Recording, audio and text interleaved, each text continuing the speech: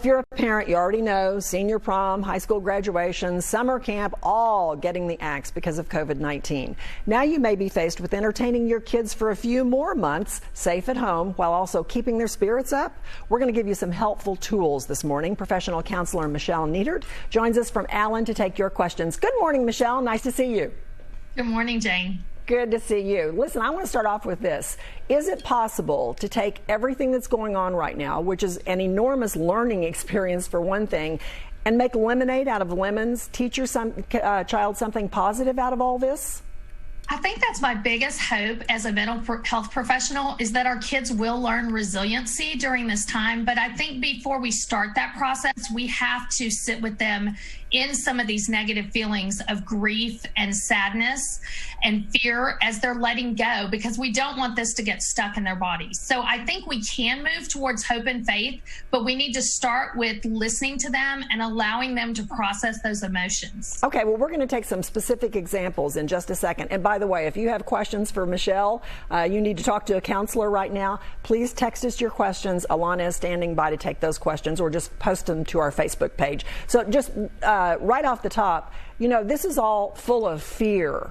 And I know as a parent, you don't want to make the world a fearful place for your child. How do you talk to your child generally about this without instilling that kind of fear?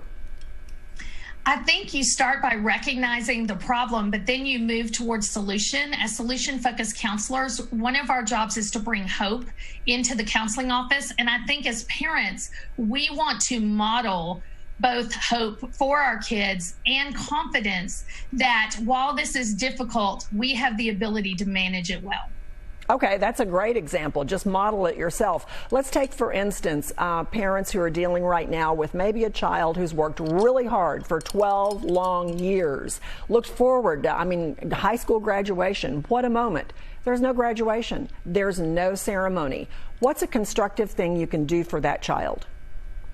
I think the first thing you want to do is you want to recognize their loss. It may not seem like a big deal to you because you have a different perspective, but I think it's so important that we help them who are living in the present more than anything to realize that loss is real. A lot of graduations are being restructured, and that's where I think we can help them solve towards what would you like to do to make this moment special in your life. We want to celebrate you. We want to celebrate the accomplishments you've had, and we want you to know there's a great future ahead of you. And you know, speaking of trying to make lemonade out of lemons here, I know as a parent, I had a little bit of counseling and help going through it all. And one of the best things you can do for your child is to validate those feelings, not ignore them, not try to push them away, even though they may be scary to you, to just validate them. It gives the child a feeling of self-esteem, right?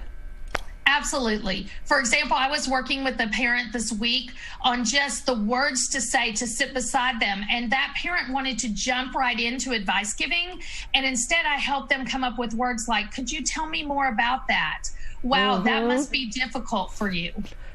That comes from a mom who had to back away from advice giving a lot of the time. Okay, Alana, you've got a question from a viewer. I do have a question. This is a great question because I'm sure a lot of parents are wondering how can they keep their kids motivated, or a good way to get them motivated.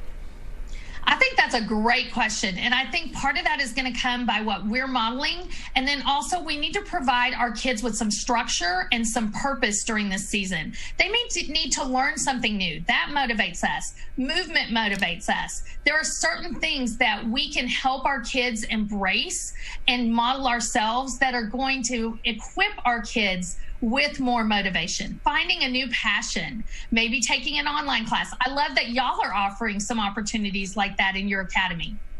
And that academy is today at 11:30, by the way. I think it's a great idea. We're doing a different thing every day. I know it's STEM one day. This may be Texas history today. I'm not sure. But that's at 11:30 during our midday program on Channel 8.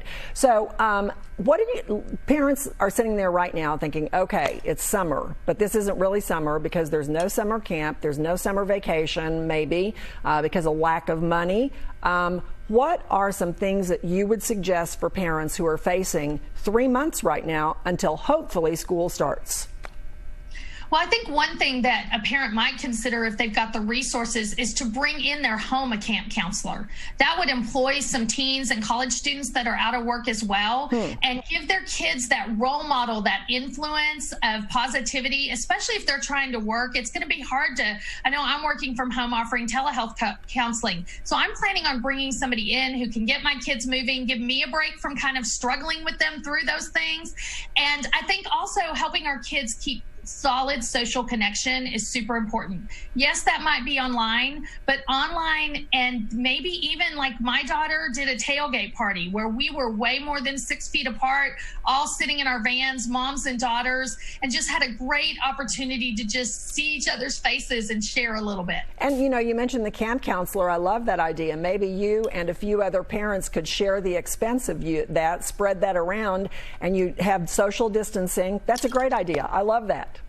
Thanks. All right. So anxiety is a growing problem among children, and it's my understanding that some of that anxiety is brought about by kids not having enough independence to make their own decisions, to feel competent. So it's, as you said, don't step in and solve everything. What are some little things that parents can focus on as we go toward the summer where you can let your kid make his own decision and foster independence even when they're really not independent?